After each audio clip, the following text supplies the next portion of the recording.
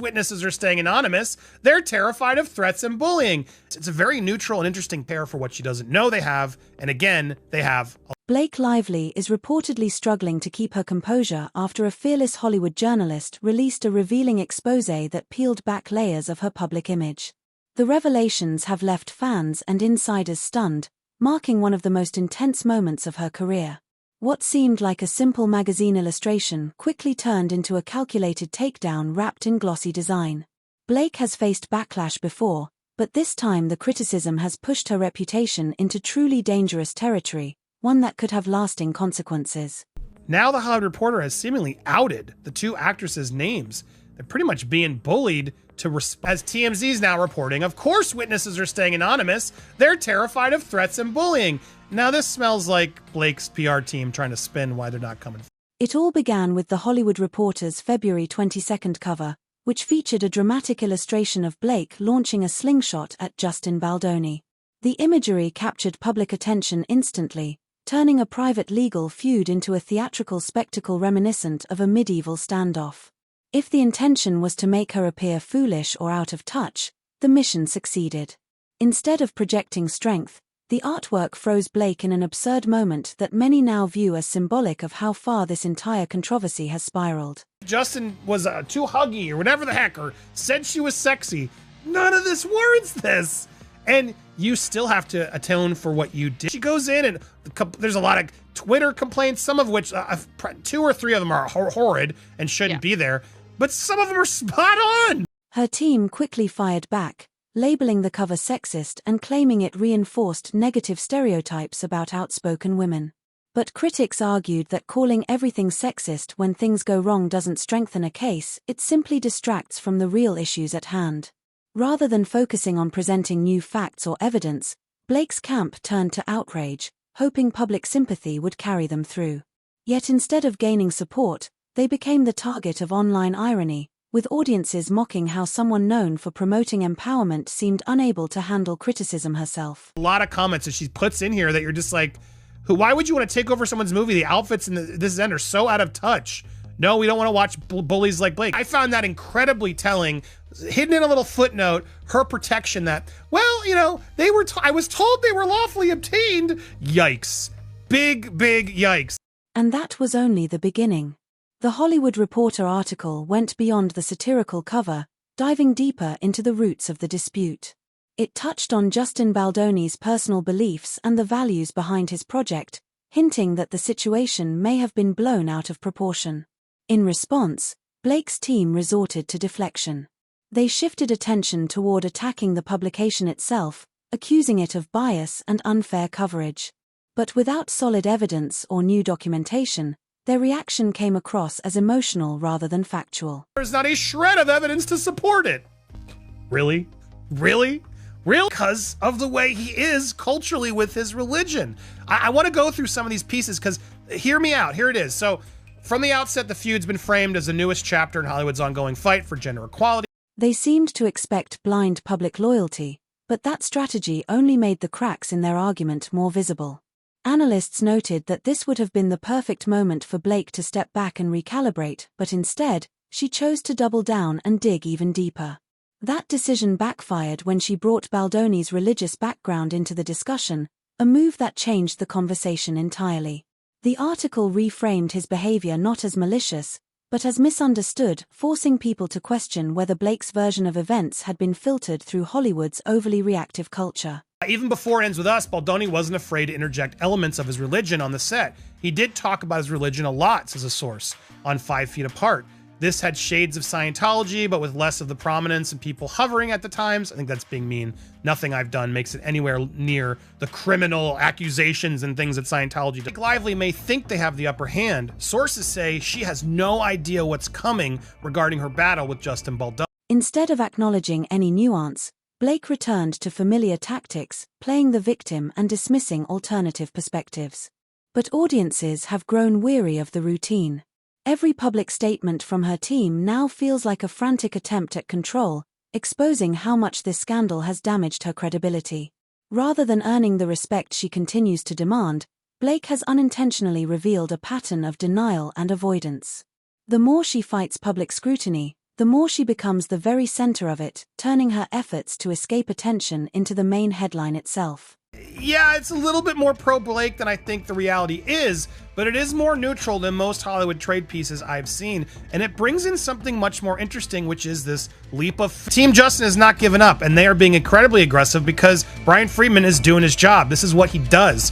It's a winning strategy, and he pretty much can't lose at this point, it seems, because Blake's been unable to provide anything real. Public trust in Blake Lively once seemed unshakable. But that faith began to fade when glaring inconsistencies surfaced in her story. Instead of clarifying them, she quietly removed key text messages from her amended lawsuit, messages that, if kept, could have completely changed the narrative. This wasn't an innocent edit. It appeared to be a deliberate decision to erase critical context and protect her claims. The move raised serious questions about her transparency and made observers wonder whether her entire case was built on selective storytelling rather than truth. Showing a little ankle, but not the whole leg, if you know what I mean. I'm sure she wouldn't approve of that reference, 2 sexes. What they have, everything that's on the website, so she can prepare for that, but she can't prepare for what she doesn't know they have, and again, they have. Media outlets immediately dissected her filings, each headline delivering another hit to her credibility. What had once been portrayed as a powerful legal battle began to look more like a fragile web of exaggerated claims and half-truths. The more she tried to shape the narrative, the clearer it became that her legal strategy lacked stability. Commentators described the situation as a performance rather than a case, an elaborate act with Blake scrambling to keep control while the facts slipped away. Justin kept everything. Now why? Why would he have kept everything? That's a good question. Well, did you think he did something wrong? Or could the, interactions on set have been so uncomfortable for some, it was just because of the way he is culturally with his religion? Legal experts watching from the sidelines haven't been impressed. They note that instead of a strong, evidence-based approach, Blake's tactics constantly shift, making her look more reactionary than strategic. Each pivot feels less like planning and more like improvisation under pressure. This constant back and forth has only highlighted how unsteady her case truly is. By relying on emotional appeals and shifting narratives instead of verifiable facts, Blake's credibility now hangs by a thread that her own choices continue to weaken. While Blake presents herself as deeply empathetic and emotionally transparent, Baldoni's team has methodically countered her claims with clear, documented proof. Their precise evidence contrasts sharply with her vague assertions, turning what she framed as a moral fight into a harsh reality check. Meanwhile, social media has flipped completely. The online support she once enjoyed has turned into ridicule, with countless memes, jokes, and parodies transforming her legal drama into an ongoing punchline for the internet. Instead of rallying behind her, the public now openly mocks her every move. The narrative she tried so hard to control has slipped beyond reach. And when her legal team filed a last-minute amendment before the deadline, the move came across as desperate rather than decisive. The updated lawsuit didn't clarify her claims, it expanded them with even more vague accusations, including unspecific references to other women on set feeling uncomfortable. Without details or context, the filing appeared exaggerated, weakening her argument even further. Each new twist in this unfolding saga only reinforces the perception that Blake is trying to manage the story rather than seek justice. The evasions, omissions, and inconsistencies paint a picture of manipulation and control instead of honesty or accountability. The deleted text messages speak volumes. Insiders suggest they revealed that her team overstated key points far beyond what evidence could support. By removing them, she weakened her own foundation. With Baldoni's side already presenting context for those missing exchanges, it's now clear that Blake's entire case rests on unstable ground, raising serious doubts about her credibility and intentions.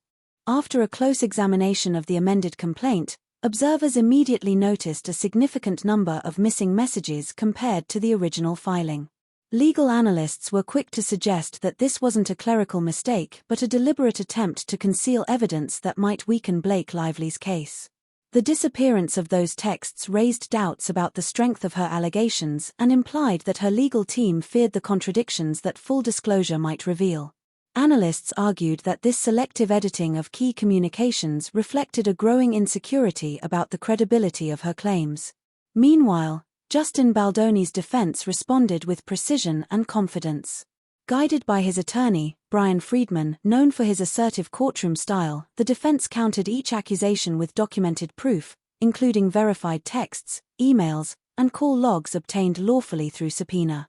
Their approach reframed Baldoni's conduct as professional and misinterpreted rather than inappropriate, effectively dismantling the emotional narrative presented by Lively's camp. According to insiders, the volume of corroborating evidence on Baldoni's side left little room for ambiguity, revealing a clear, consistent pattern of professionalism in his interactions. As his team maintained, these records had been properly obtained, preserved, and produced, leaving no doubt about their authenticity.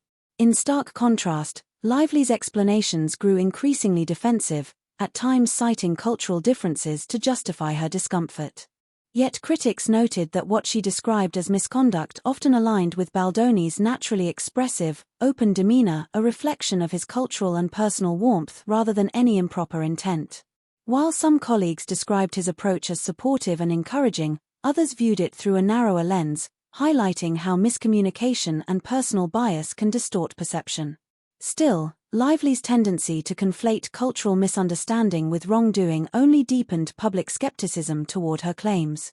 Reports also painted her as a controlling force on set, allegedly micromanaging production decisions, altering creative directions, and asserting her authority in ways that overshadowed collaboration.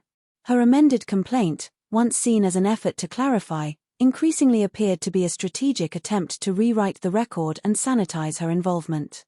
Baldoni's camp countered that these so-called safety measures were less about protecting the team and more about preserving Lively's dominance over the project. Accounts from production insiders described her interventions as disruptive and self-serving, suggesting that her leadership style leaned more toward control than creativity. Meanwhile, Baldoni's professionalism and collaborative attitude stood in stark contrast, emphasizing mutual respect and cultural openness. This contrast only reinforced the notion that the tension on set stemmed less from misconduct and more from conflicting temperaments and egos. As the dispute evolved, Lively's team reframed the conflict as a broader cultural and gender issue, implying that Baldoni's actions reflected systemic insensitivity. Yet the defense's extensive evidence, coupled with the visible inconsistencies in her own accounts, suggested otherwise. At the heart of the controversy lies a debate over narrative control, one side seeking to redefine uncomfortable moments as violations, and the other grounding its defense in context, documentation, and transparency. The mounting evidence and contrasting behavior patterns have transformed what began as a personal dispute into a case study in perception, power, and accountability within Hollywood.